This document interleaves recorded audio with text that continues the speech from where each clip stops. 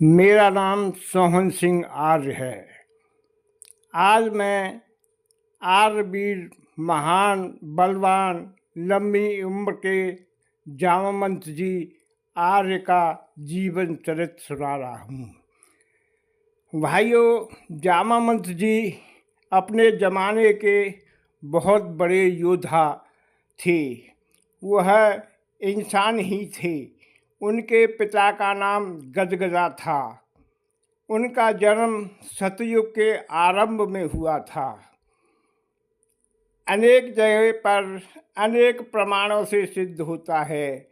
उन्होंने एक बार हनुमान जी को बताया था कि हे हनुमान, मैं अपनी यौवन अवस्था में था, तब देवराज इंद्र की मैंने सहायता की थी और मैंने देवासुर संग्राम में राक्षसों को हराया था। फिर अनेक जगह पर जामावंत जी का वर्णन मिलता है। रामायण के समय पर जामावंत जी का वर्णन मिलता है कि उन्होंने बाली और सुग्रीव को संरक्षण में पाला था। फिर जब बाली और सुग्रीव में अनबन हो गई तो वह जामावंत जी सुग्रीव के साथ रहने लगे और अपने संरक्षण में उनका ख्याल रख रहे थे। जब श्री राम जी सीता को खोजते हुए ऋषमुख पर्वत पर आए, उन्होंने हनुमान जी से भेंट की। फिर हनुमान जी ने उन्हें सुग्रीव से मिलवाया। इसके बाद जामावंत जी ने कहा कि हे सुग्रीव, ये रामचंद्र जी बहुत दिन से आपके भेंट करना चाहते थे। फिर हनुमान जी और जामावंत से सुग्रीव की भेंट हुई। फिर बाली को मारकर उन्होंने सुग्रीव को राजा बनाया। फिर 4 महीने उन्होंने ऋषमुख पर्वत पर वर्षा काल के बिताए।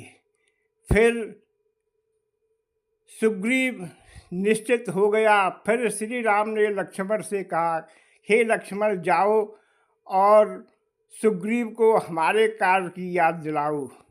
तब विजयदशमी के दिन श्री राम ने अनेक वानर वीरों को अलग अलग टोली बनाकर सीता जी की खोज के लिए भेजा।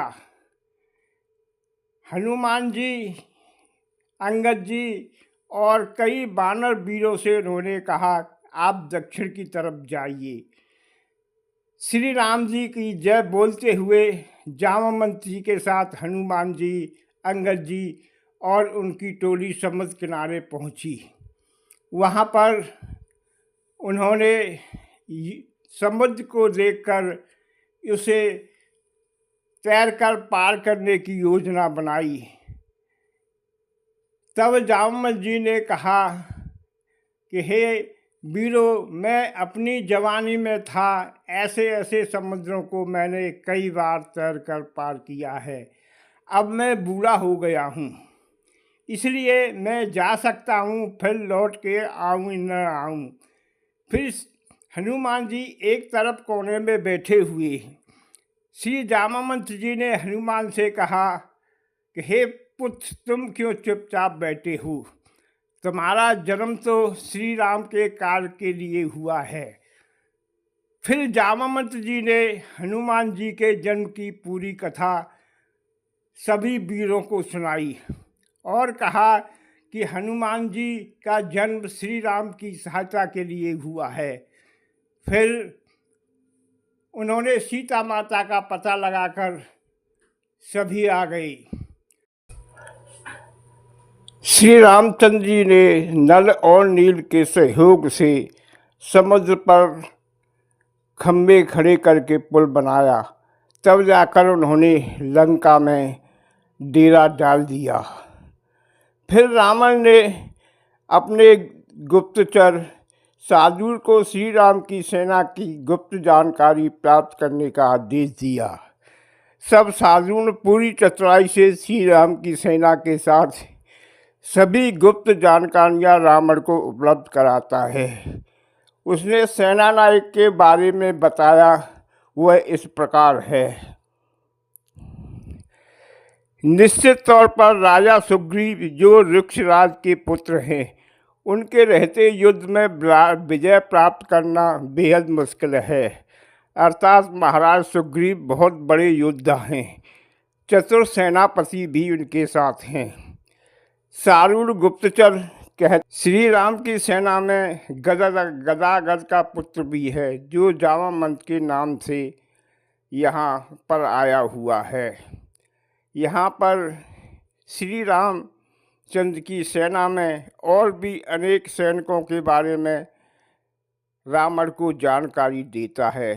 इससे स्पष्ट होता है कि यक्ष का अर्थ भालू के अर्थ तारा तथा नक्षत्र भी होता है, एक अर्थ संरक्षण भी होता है। यही बात वाल्मीकि रामायण में वृक्षराज जामवंत के लिए कही गई है। क्यों जो वृक्ष हैं, जैसे बानर प्रजापति समुदाय होते हैं, वैसे ही बानरों में यक्ष के जामवंत यानी बानर जाति के संरक्षक, इसलिए उन्हें वृक्षराज कहा गया है। उन्होंने सुग्रीव का संरक्षण बाली से किया था, इसलिए वो वृक्षराज कहलाए। दूसरे तरीके से समझकर देखिए,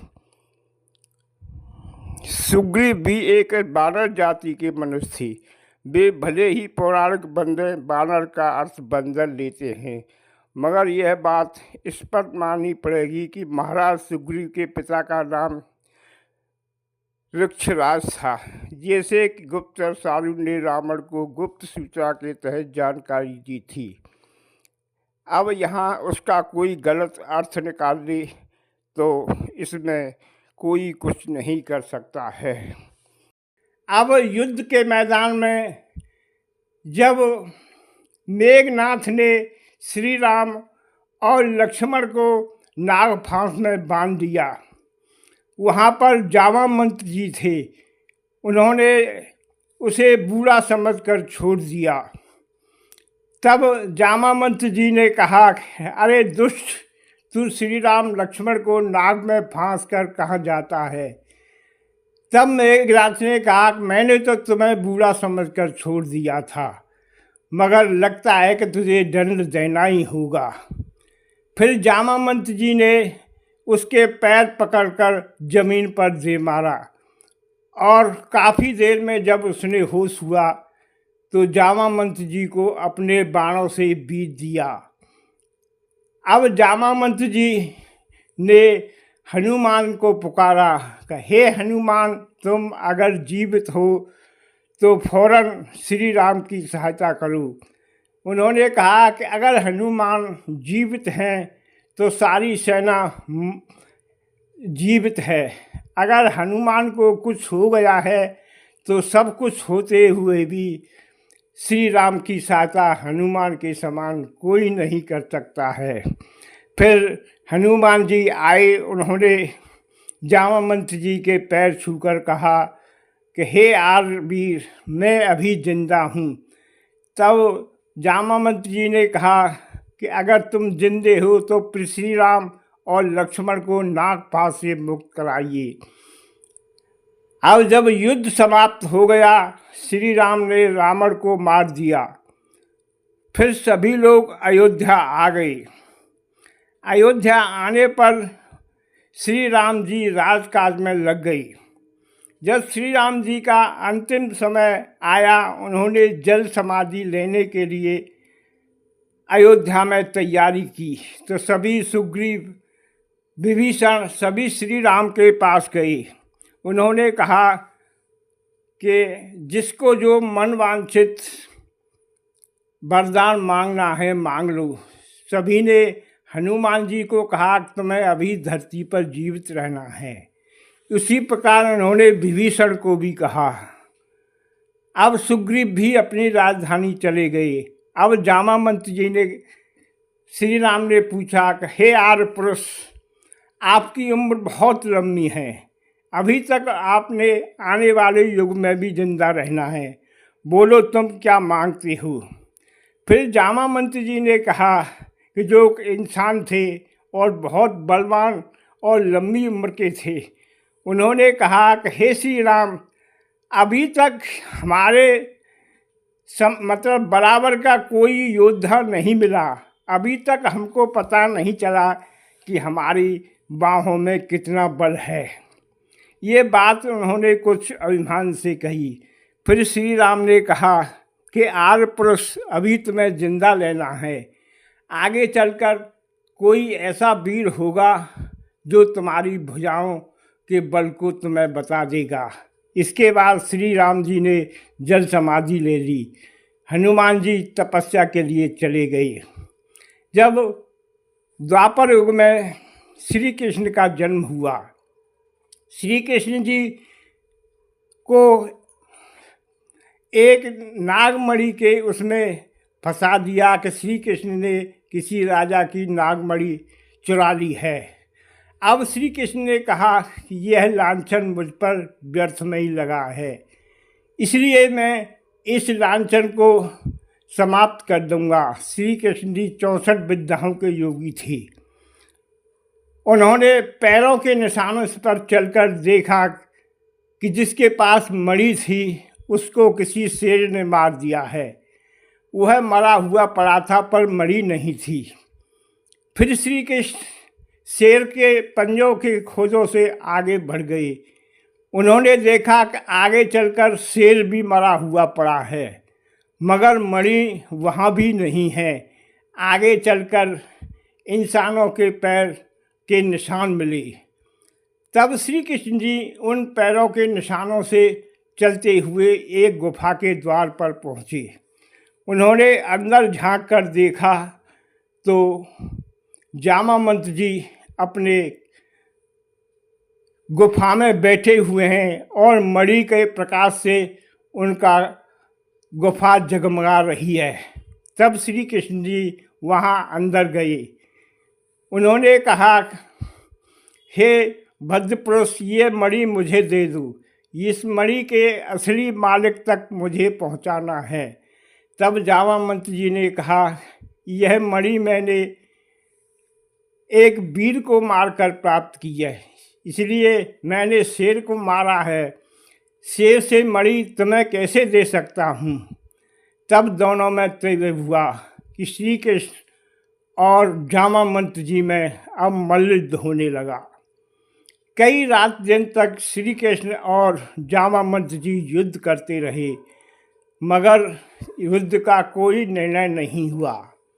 तब जामावंत जी को श्री राम द्वारा कही हुई बात याद आई कि श्री राम ने कहा था कि हे जामवंत जी, आगे कोई ऐसा वीर होगा जो तुम्हारी भुजाओं के बल से और 21 होगा। तब उन्होंने पूछा कि आप कौन हैं। तब श्री कृष्ण ने कहा कि मैं वासुदेव का पुत्र श्री कृष्ण हूँ। तब जामावंत जी ने कहा, आप वासुदेव के पुत्र श्री कृष्ण नहीं हो, क्योंकि श्री राम ने मुझसे कहा था कि ऐसा कोई वीर आएगा जो मुझको हरा देगा।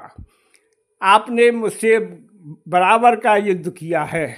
संसार में जब से मैंने जन्म लिया है तब से कोई भी ऐसा वीर नहीं हुआ जो मुझसे इतने दिन बल युद्ध कर सके। तब श्री कृष्ण जी ने कहा कि मैं पूर्व जन्म में श्री राम था और इस जन्म में वासुदेव कृष्ण हूँ। यह मणि मैं ले जाना चाहता हूँ। तब जामावंत जी ने कहा, हे वासुदेव कृष्ण, ये तुम मणि ले जा सकते हो।